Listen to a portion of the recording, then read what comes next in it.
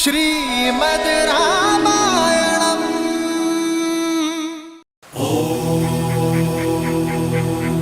शांति शांति शांति। लक्ष्मण, भरत, शत्रुघ्न, उठो। ज्योतिर्गमय विद्युमामृतं गमय। ओम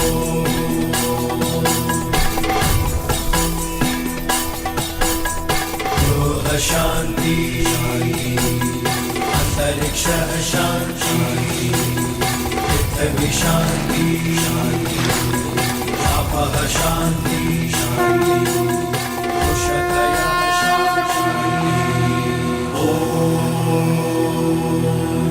शांति शांति शांति।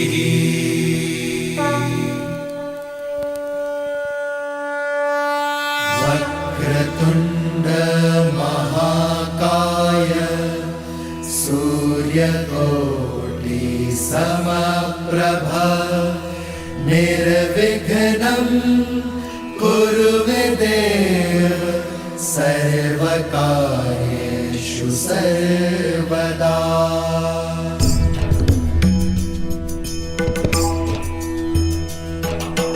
वक्रतुंड महाकाय सूर्यकोटि समप्रभ निर्विघ्नं कुरु मे देव सर्वकार्येषु सर्वदा सर्वकार्येषु सर्वदा। श्री गणपते नमः। श्री गणपते नमः। क्या कोई शिष्य मुझे बता सकता है हर शुभ कार्य के प्रारंभ में गणेश वंदना क्यों की जाती है? क्योंकि गणेश प्रथम पूज्य है। परंतु वो विद्यापति भी तो हैं। क्योंकि गणेश जी को माता पार्वती से अष्ट सिद्धि और नव निधि मिली है। उत्तर अच्छा है पुत्र, परंतु पूर्ण नहीं है। राम, तुम्हें क्या लगता है? गुरुदेव, श्री गणेश केवल देवता नहीं है, उनका रूप अपने आप में ही एक पाठ है। कैसे विद्या अर्जित की जाए और सहेजी जाए। उनके बड़े बड़े कान प्रतीक है कि गुरु की कही छोटी से छोटी बात भी ध्यान से कान लगाकर सुननी चाहिए। इनकी लंबी नाक जिज्ञासा और उत्सुकता को दिखलाती है और इनके शुक्र नेत्र छोटी से छोटी वस्तु को सूक्ष्मता से देखने की सीख देती है। जब हम किसी वस्तु को ध्यान से देखते हैं तो हमारी आंखें भी सिकुड़ जाती है ना?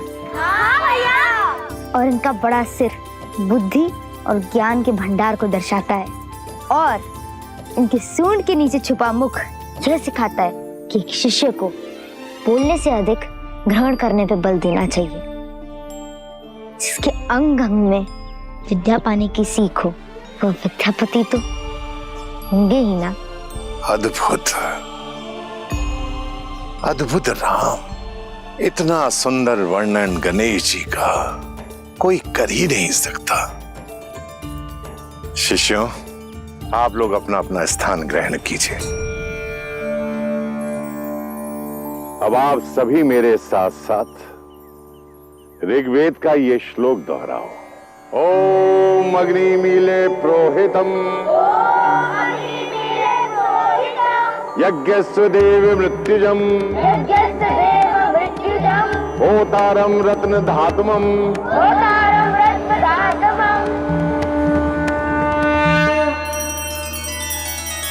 श्री रामचंद्र कृपालु भजुमन हरण भव भय दारुणम। नव कंज लोचन कंज मुख कर कंज पद कंजारुणम। सिया राम सिया राम सिया राम सिया राम। आदर्श और मर्यादा की है ये कथा महापावनम। काट मद श्री से मिला ले श्रीमद् रामायणम। श्रीमद् रामायणम।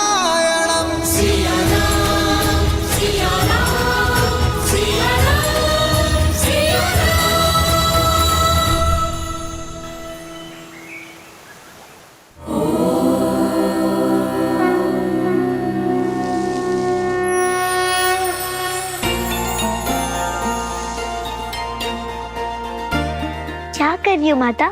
स्वास्तिक बना रही हूँ सीता। इसे क्यों बनाते हैं? स्वास्ति से बनता है स्वास्तिक शब्द, अर्थात सब शुभ हो। ये केंद्र बिंदु से 4 रेखाएं खींचते हैं जो 4 पुरुषार्थों के सूचक हैं।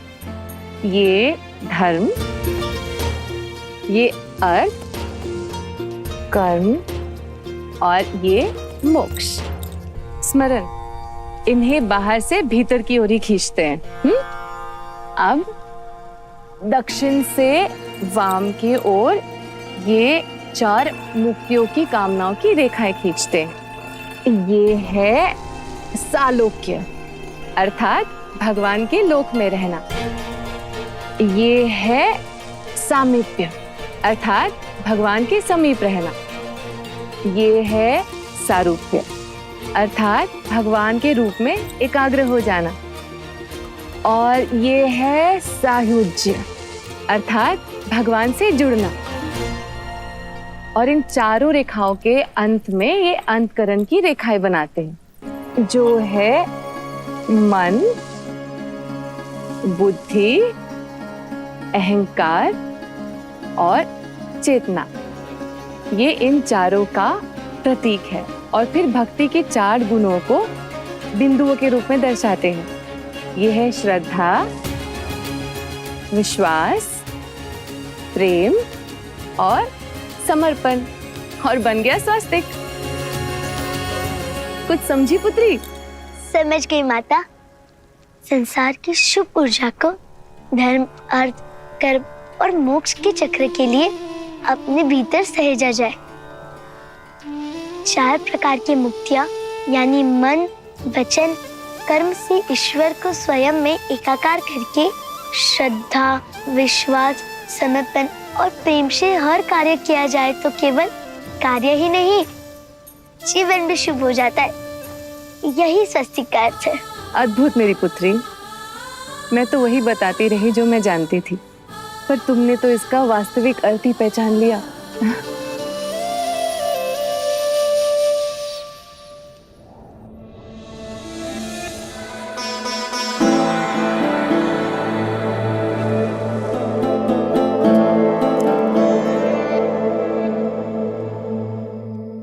सोए नहीं महाराज?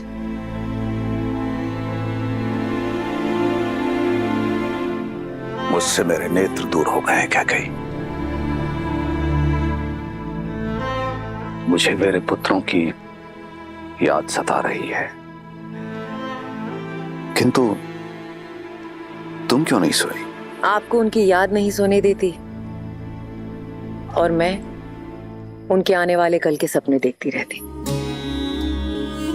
आइए महाराज, हम दोनों खुली आंखों से एक साथ उनके आने वाले कल के सपने देखते हैं।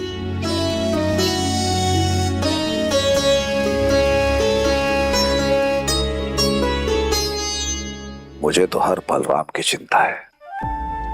समझ नहीं पा रहा हूं कि एक पिता होकर मैं अपने पुत्रों के लिए इतना चिंतित हूं, किंतु एक मां होकर तुम। जो आपके लिए चिंता है वही मेरे लिए मेरा संतोष है, मेरी सहजता है कि मेरा राम वहां है अपने भाइयों के साथ। इससे अधिक एक माता को क्या चाहिए? आप चिंता मत कीजिए।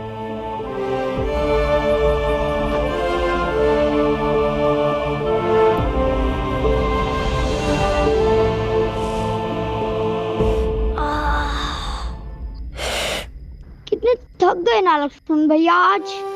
व्यायाम, शस्त्र शिक्षा, बस इतने से मैं थक गए शत्रुघ्न। हाँ, बहुत पीड़ा हो रही है भैया। पीड़ा और आनंद शरीर से नहीं, मन से जुड़ी होती है शत्रुघ्न। मन को पीड़ा से परे कर लो, पीड़ा होनी बंद हो जाती है।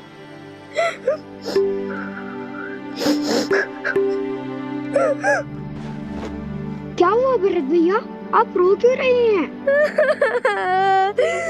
घर का स्मरण हो रहा होगा। क्या भरत भैया, आप हमसे बड़े हैं और बड़े रोते थोड़ी हैं, है ना?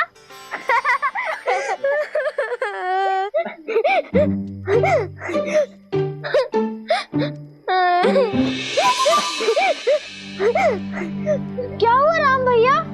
मुझे भी घर का स्मरण हो रहा है। मुझे पिताश्री के पास जाना है। मुझे काई माँ के हाथ का भोजन खाना है। तुम्हें और शत्रुघ्न को घर का स्मरण नहीं हो रहा क्या?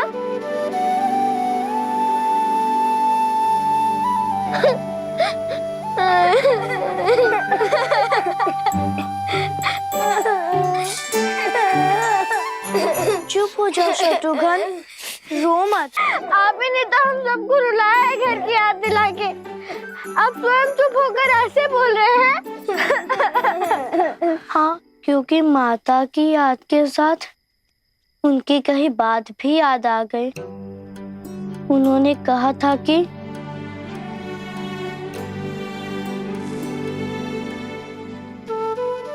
उनकी अनुपस्थिति में राम भैया हमारे माता और पिता होंगे। यहाँ आश्रम में भी, महल में भी और सारे संसार में भी, है ना भैया?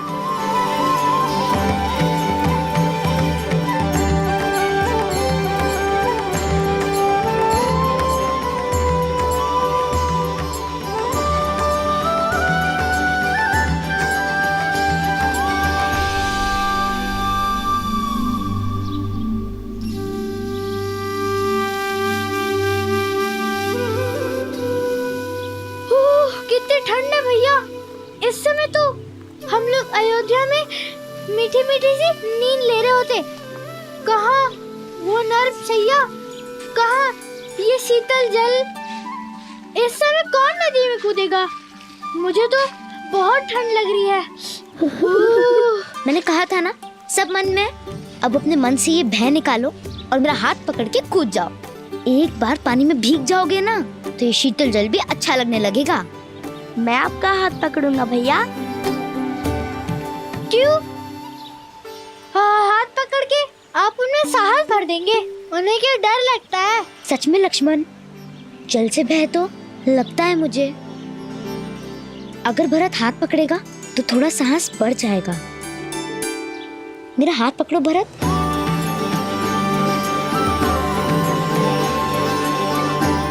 और मैं भरत भैया का। भैया, ढोंग कर रहे हो ना? कल भी आप रोने का अभिनय कर रहे थे ताकि भरत भैया को बुरा ना लगे। यदि मैं अभिनय कर रहा था तो तुम क्यों रोए? मुझे बुरा ना लगे इसीलिए? रोना बुरी बात नहीं होती है लक्ष्मण, मनुष्य रोते ही तो हैं। मैं आपसे बात नहीं करूंगा। स्नान तो करोगे ना?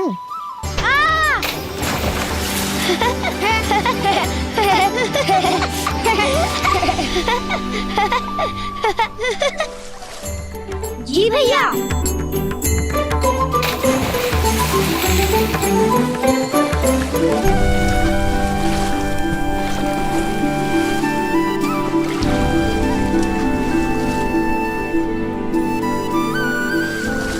लक्ष्मण, मुझे आपसे बात नहीं करनी। आप सदा भरत भैया का पक्ष लेते हैं। उनके पास शत्रुघ्न है पर उन्हें आप भी चाहिए। उनके पास कैकेयी माँ है पर उन्हें कौशल्या माँ भी चाहिए। किंतु मुझे केवल आप चाहिए। क्या आपको मेरा स्नेह नहीं दिखाई देता? नहीं, तुम मेरी आंख जैसे हो लक्ष्मण, जिससे हम सब देखते हैं पर वही हमें दिखाई नहीं देती। बस एक आभास होता है कि हमारे साथ सदा है।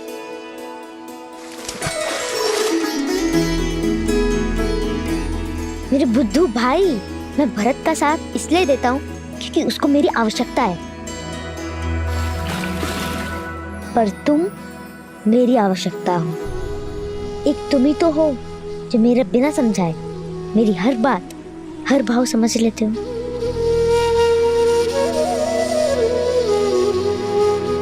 फिर भी मुझसे अधिक प्रेम आप भरत भैया को ही करते हैं। चाहे कितना भी प्रयत्न कर ले, मुझे स्वयं से दूर नहीं कर पाएंगे। और क्यों नहीं समझूंगा, छाया हूँ आपकी। तुम छाया नहीं हो मेरी, क्योंकि छाया तो अंधकार में साथ छोड़ देती है ना। तुम मेरी आत्मा हो, अगर तुम रूठे तो मैं नहीं।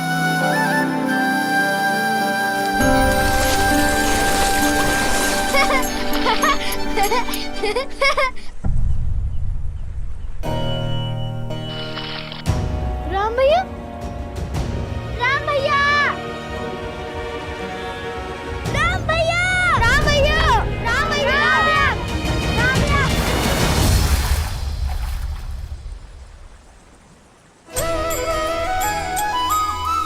मैं तो यही हूँ, आत्मा को छोड़कर राम जाएगा कहाँ? भैया,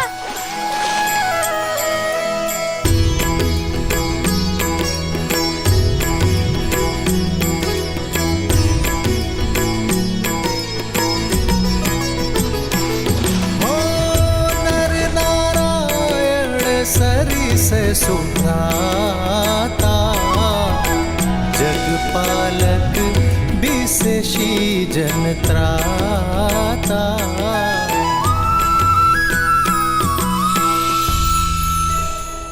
अद्भुत। यदि संसार में सभी भाई ऐसे हो जाएं, तो ये संसार प्रेम के अमृत से भर जाए ना। देवी, यदि संसार में अमृत है तो विष भी है।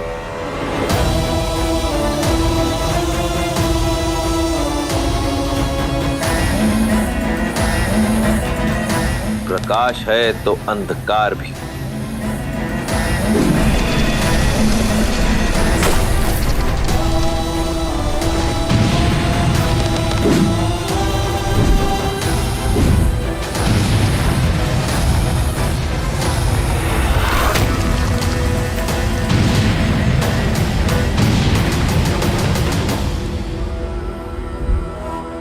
सभी संस्कृतियों का अंत होगा, रहेगा तो केवल राक्षस साम्राज्य। वयम रक्षामः।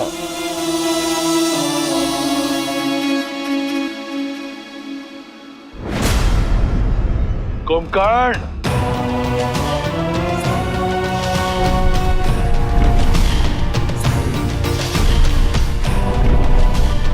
आदेश भैया। जागते हुए तुम अमर हो और अजय भी, तो जाओ अपने अजेता से बनाओ अपने भाई को विजेता। जो आदेश भैया।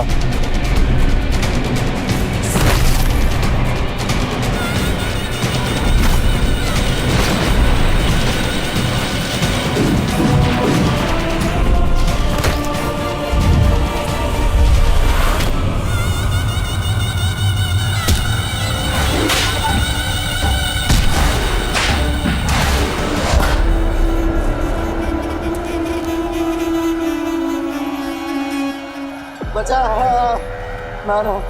कैसा लग रहा है ऋषिवर? बचा।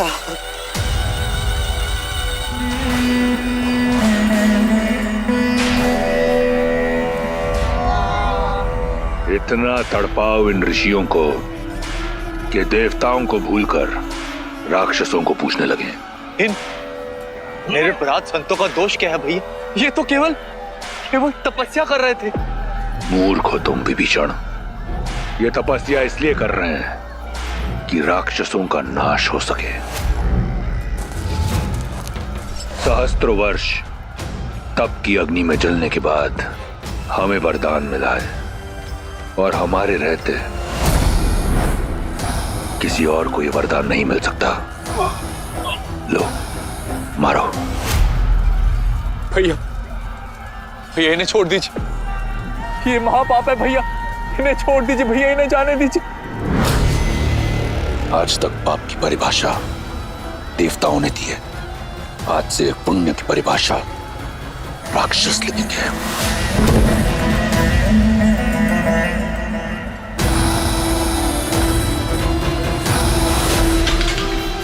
उठो विभीषण,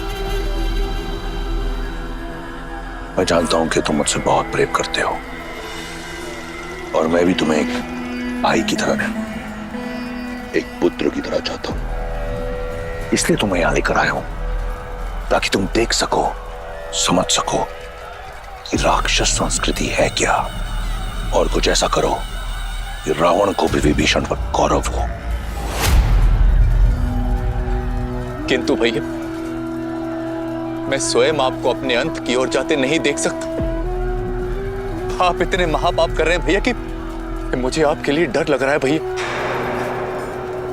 भैया, इससे पहले कि आपका अंत हो, आप मेरा अंत कर दीजिए। आप मुझे मार दीजिए भैया, आप मुझे मार दीजिए।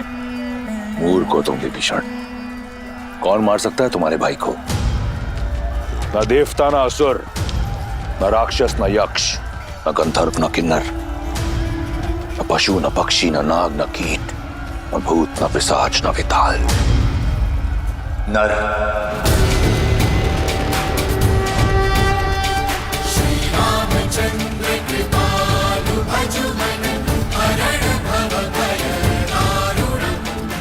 आप नर को क्यों भूल जाते हैं भैया?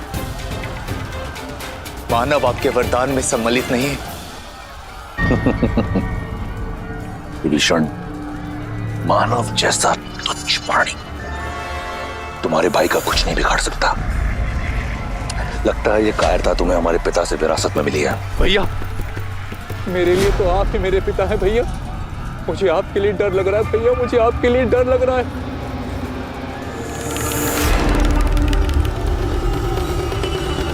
तुम्हें मेरे लिए डरने की आवश्यकता नहीं। कुछ नहीं होगा तुम्हारे भाई को, और तुम्हारे इस डर को काटने का मार्ग ढूंढ लिया है मैंने।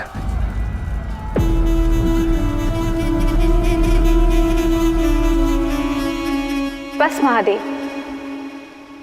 मुझे श्री राम के पास ले चलिए। जैसी देवी की आज्ञा। नर रूप में नारायण गुरु वशिष्ठ के आश्रम में भविष्य में आने वाली चुनौतियों का सामना करने के लिए प्रशिक्षित हो रहे थे।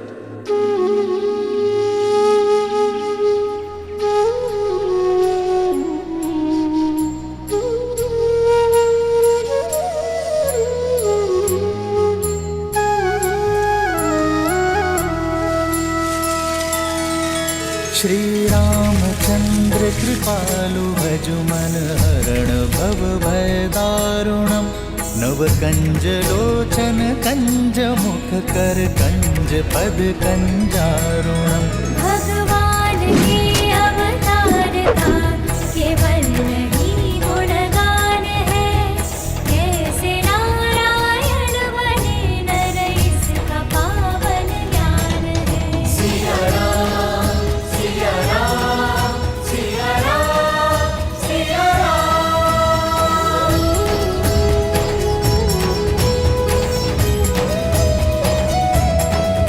सिया राम, सिया राम, सिया राम, सिया राम।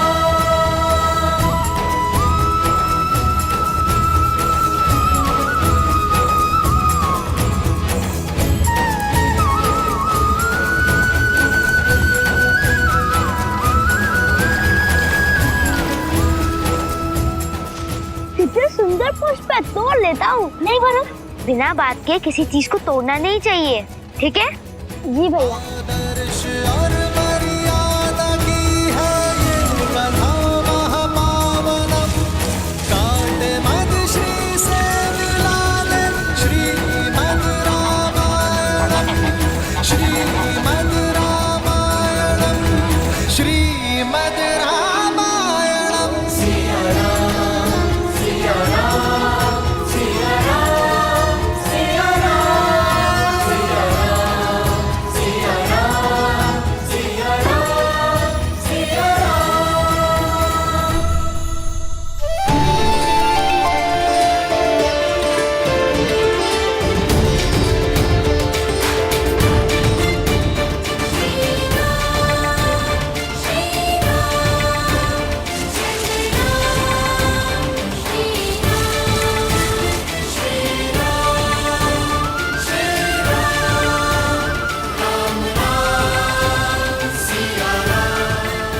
ये सभी पौधे देख रहे हो? ये सभी पौधे अश्वगंधा के पौधे हैं, जिन्हें युगों युगों से वैद्य औषधि बनाने में उपयोग करते हुए आए हैं। देखो इन्हें।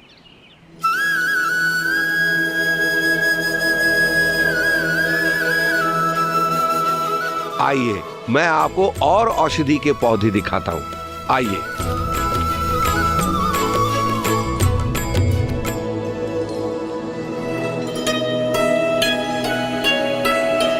पता है कुमार आपको? कुमार? कुमार? अरे कुमार?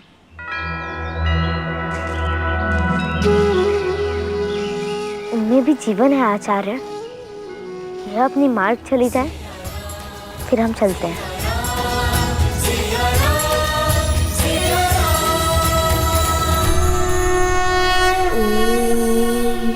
त्र्यम्बकं यजामहे सुगन्धिं पुष्टिवर्धनम् उर्वारुकमिव बन्धनान् मृत्योर्मुक्षीयमामृतात्।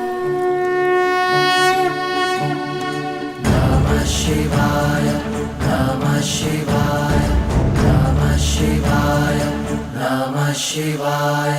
नागेन्द्रहाराय त्रिलोचनाय भस्माङ्गरागाय महेश्वराय नित्याय शुद्धाय दिगम्बराय तस्मै नकाराय नमः शिवाय।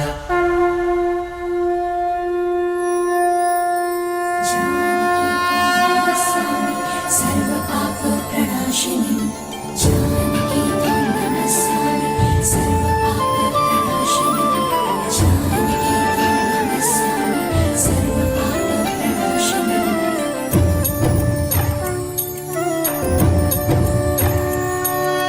जनक दुलारी राम प्रिय राम काज हित जन मिलिए। मृद मुस्कान अधरों पे हरे चल जानकी सृष्टि चले। वेद शास्त्र शस्त्रों की ज्ञाता जगदहीन को सीता माता।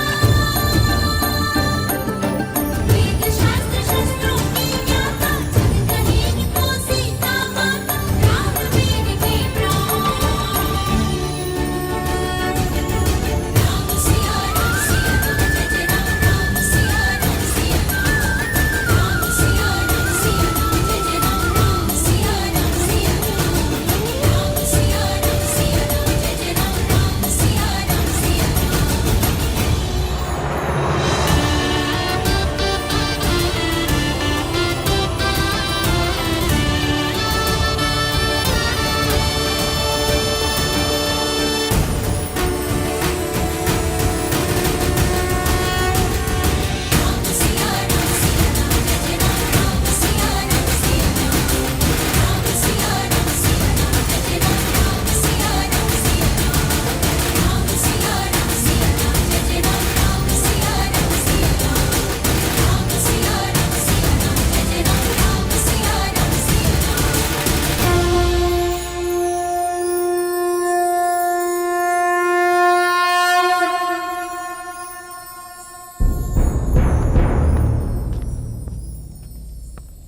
राजन, देवी गार्गी पधारी है।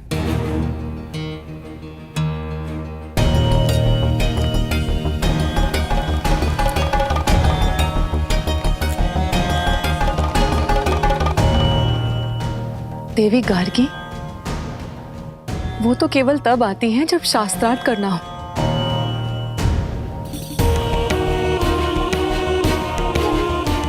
और इस समय मिथिला में ऐसा कोई विद्वान नहीं जो उनके समक्ष खड़ा होने का साहस कर सके।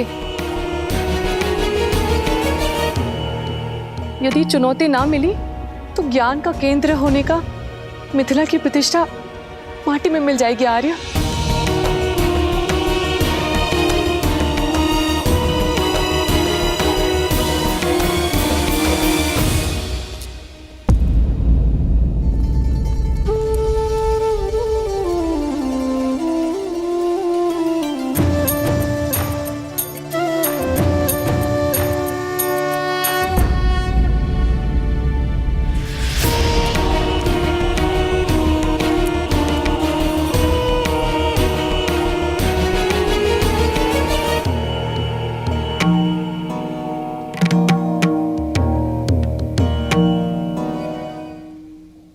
याज्ञवल्क्य के जैसे ज्ञानी को भी शास्त्रार्थ में पराजित कर देने वाली विदुषी गार्गी को जनक का प्रणाम।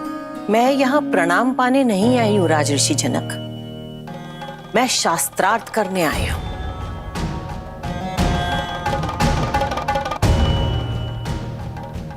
क्या हुआ? क्या यहाँ ऐसा कोई नहीं है जो मेरी चुनौती स्वीकार कर सके? मिथिला में कोई ज्ञानी नहीं बचा जो मुझे चुनौती दे सके। क्या ये शिव धनुष ही यहाँ के आकर्षण का केंद्र बनकर रह गया है राजन? पिताश्री की आज्ञा हो तो मैं माता गार्गी से चर्चा करना चाहूंगी।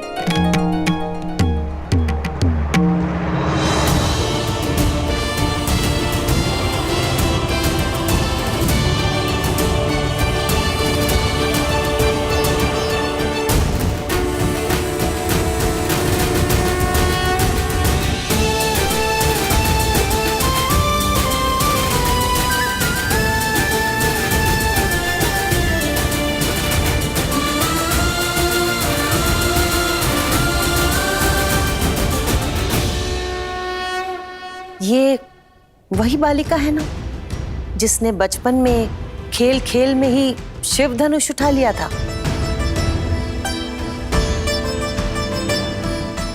शक्तिशाली हो और जनक की पुत्री हो तो ज्ञानी तो होगी। तो शिव धनुष उठाने वाली सीता, क्या तुम मेरी चुनौती का बीड़ा उठा पाओगी? मुझे प्रसन्नता होगी कि पहली बार कोई स्त्री ज्ञाता मेरे साथ शास्त्रार्थ करेगी, क्योंकि अब तक तो केवल पुरुष ही पराजय का स्वाद चखते आ रहे हैं।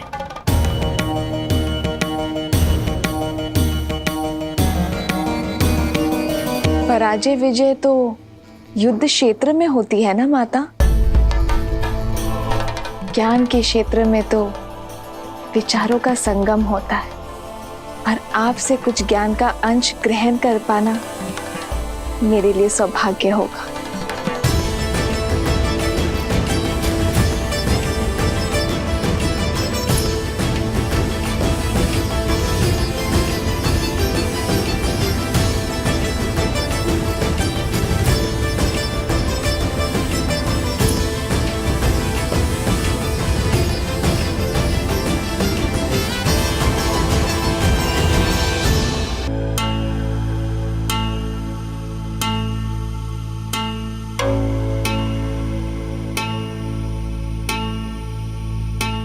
ये पुष्पहार पहन लो सीता। एक ज्ञानी का ये लक्षण होता है कि वो शांत होता है, धीरज धरता है। इस शास्त्रार्थ में जो भी हारने लगेगा उसका धीरज छूटने लगेगा और वो क्रोधित हो जाएगा। क्रोध में शरीर का तापमान बढ़ जाता है और बढ़े हुए तापमान से फूल मुरझाने लग जाते हैं। जिसके भी गले में स्थित ये कमल हार मुरझाने लगेगा वो पराजित माना जाएगा।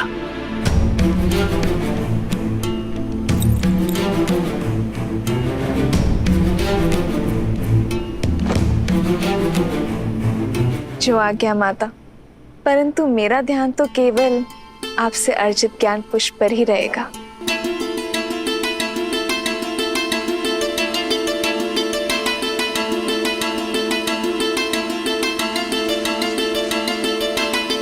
तो प्रारंभ करें सीता?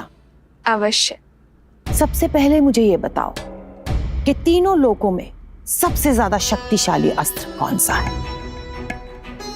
महादेव का पशुपतास्त्र, ब्रह्मा का ब्रह्मास्त्र, या फिर नारायण का नारायणास्त्र?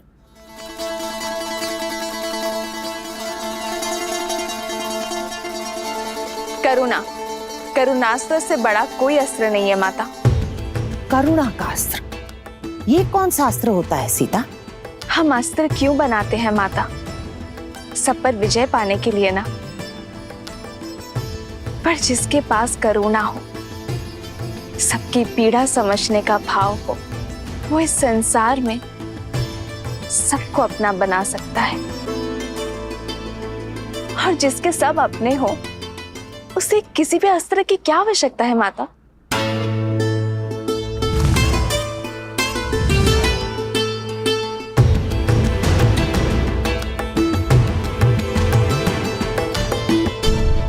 अच्छा, अब मुझे ये बताओ कि सबसे ज्यादा महत्वपूर्ण समय कौन सा होता है और सबसे ज्यादा महत्वपूर्ण व्यक्ति कौन होता है? सबसे महत्वपूर्ण समय है वर्तमान, ये पल, ये घड़ी, क्योंकि जो बीत गया वो लौटेगा नहीं, और जो समय आया ही नहीं उस विषय में क्या कहा जा सकता है।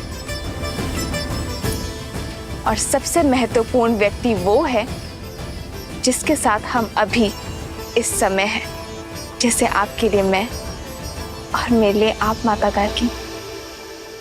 अद्भुत।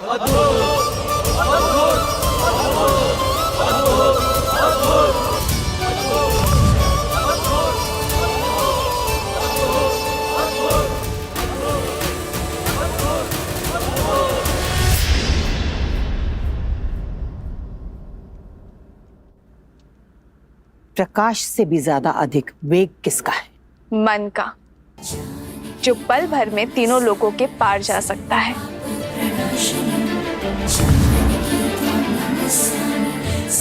सबसे ज्यादा पवित्र क्या है? अग्नि, जिसका भोग लगाती है उसे पवित्र कर देती है। सबसे ज्यादा शुभ क्या है? शुभ शब्द, शुभ कर्म। सबसे उत्तम प्रार्थना, जो दूसरों के लिए की जाए। सबसे बड़ा मित्र कौन है? विवेक, जो सदा शुभ मार्ग पर ले जाता है। सबसे बड़ा शत्रु? अहंकार।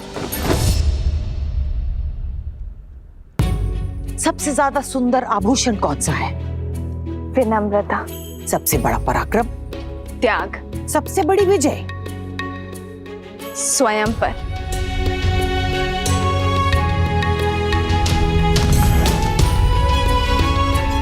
अब एक आखिरी प्रश्न, त्रिदेवों में सबसे बड़ा कौन है? ब्रह्मा, शिव या फिर नारायण?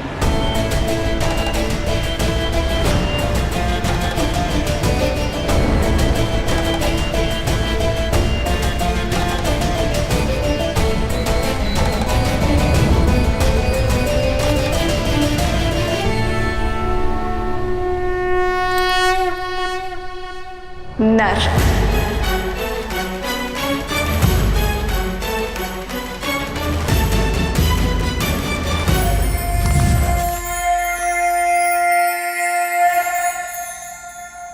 नर, ब्रह्मा, शिव, नारायण, इन सब से ऊपर नर कैसे हो गए सीता?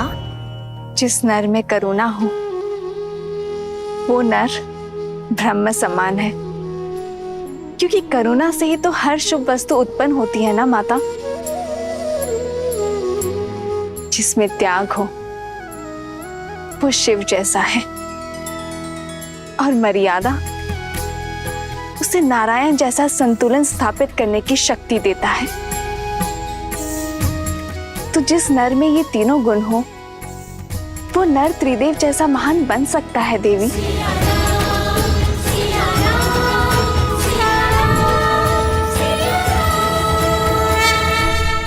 अद्भुत बुद्धि की धनी है जनक पुत्री सीता।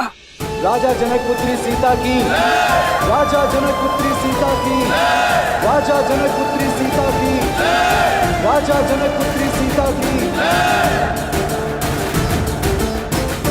अद्भुत, अति सुंदर। मैं आशा करती हूँ कि ऐसा ही नर तुम्हें वर के रूप में मिले सीता।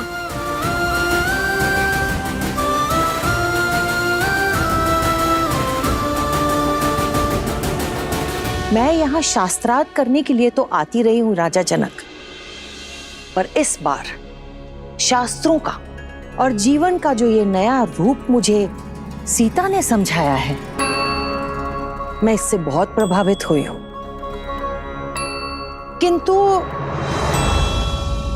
किंतु क्या? मुझे आपके लिए बहुत चिंता हो रही है राजन।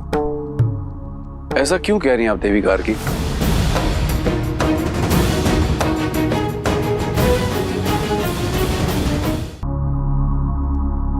आप अपनी इस विलक्षण और ज्ञानवती पुत्री की तरह ही योग्य वर ढूंढ पाएंगे?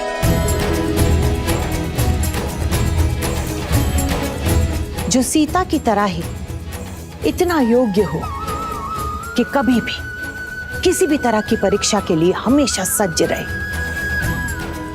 जो वीर तो हो परंतु उसके अंदर करुणास्त्र हो, जिसके मन में मर्यादा हो और कर्म में आदर्श। आपकी इस लक्ष्मी जैसी पुत्री के लिए नर में नारायण हो।